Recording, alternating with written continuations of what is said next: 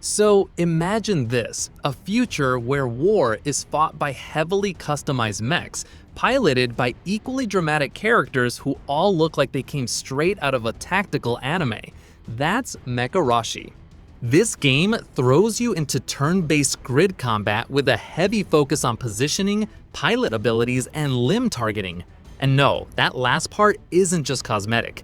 If you shoot off an enemy's leg, they're crawling. Take out the arm, there goes their shiny cannon. Hit the core, instant kill. It's brutal, it's satisfying. It's the kind of strategy that makes you pause mid-turn and mutter, okay, if I do this and that sniper doesn't miss, this might just work. Each mission feels like a puzzle. You're given a squad of 5 to 6 pilots and just a handful of turns to survive, destroy, and look cool doing it. Missions are short, usually around 8 to 10 turns, but those turns pack a punch. Every move you make has consequences. Flank too far? That pilot might not come back. Focus fire on the wrong target? You just gave the other mech time to nuke your healer. This isn't the kind of game where you just click attack and move on. This is the kind of game where missing a shot at 85% accuracy might haunt your dreams. The mech building system in Mecharashi is basically a dream come true if you love tinkering. You're not just swapping weapons, you're choosing arms, legs, torsos, weapons, and modules. As long as your parts don't exceed the weight class, you can go wild. Want a sniper rifle on a light mech? Sure. A sword-swinging bruiser with missile support? Go for it. You can build a mech that reflects your playstyle, or just something hilariously impractical that somehow still works. It's like Lego for people who think explosions are a love language.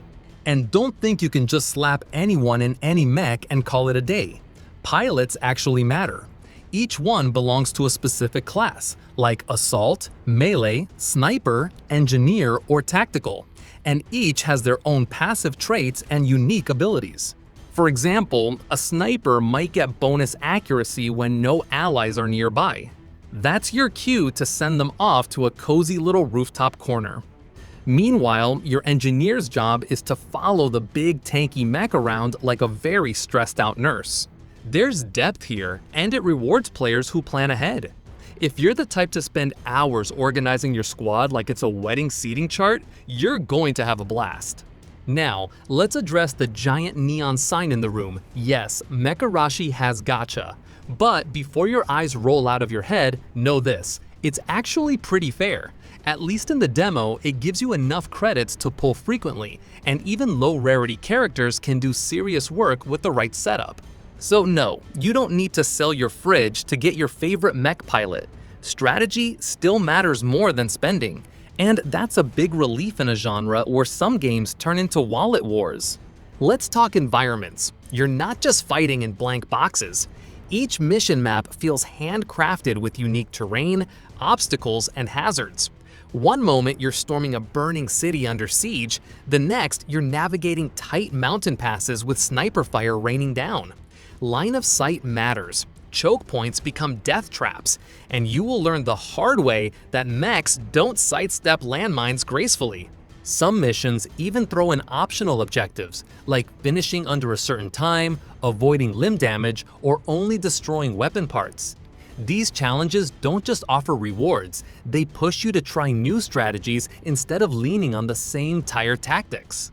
Visually, Mecharashi looks sharp. The mechs feel weighty and detailed, and there's over 120 preset colors to paint your squad however you like. Want to roll into battle in hot pink tanks? Nobody's stopping you. But under all that paint is where the real tech lives, the neural drive system. Each mech frame has chip slots you can fill with performance-boosting parts. Slot the right colors and meet the thresholds? You unlock perks like increased sensor range, critical hit boosts, or better targeting systems.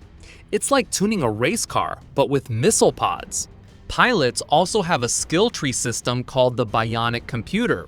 You unlock passive bonuses, core abilities, and new drive expansions by progressing through different branches.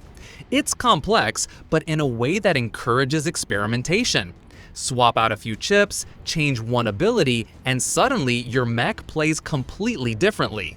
Between battles, you'll get brief story scenes, just long enough to give characters personality without dragging down the pacing.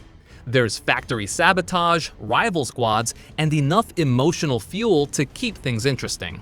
And yes, some characters are rocking fight suits, while others look like they just walked out of an underground streetwear ad. Somehow, it all works. Whether you're here for the drama, the drip, or both, the presentation holds up. So, should you be paying attention to Mecharashi based on the demo? If you're into tactical strategy games with deep customization, satisfying combat, and that sweet spot between gritty war drama and anime intensity, this game has something for you. Just be warned, this is a game that rewards thought and punishes recklessness. You can't just brute force your way through it. But if you enjoy planning your moves like a general and building mechs like a mad scientist, Mecharashi might just scratch that itch perfectly. The demo lets you try all of this with no risk. And with cross-platform support, a fair gacha system, and plenty of ways to customize and strategize, Mecharashi stands out as one of the more exciting tactical RPGs coming up. So go ahead, load up your squad, paint your mechs, and prepare to disassemble the enemy one limb at a time. Thanks for watching, and if you want more honest breakdowns just like this, be sure to subscribe so you never miss a review. Until then, stay sharp, and maybe don't stand in front of a missile mech.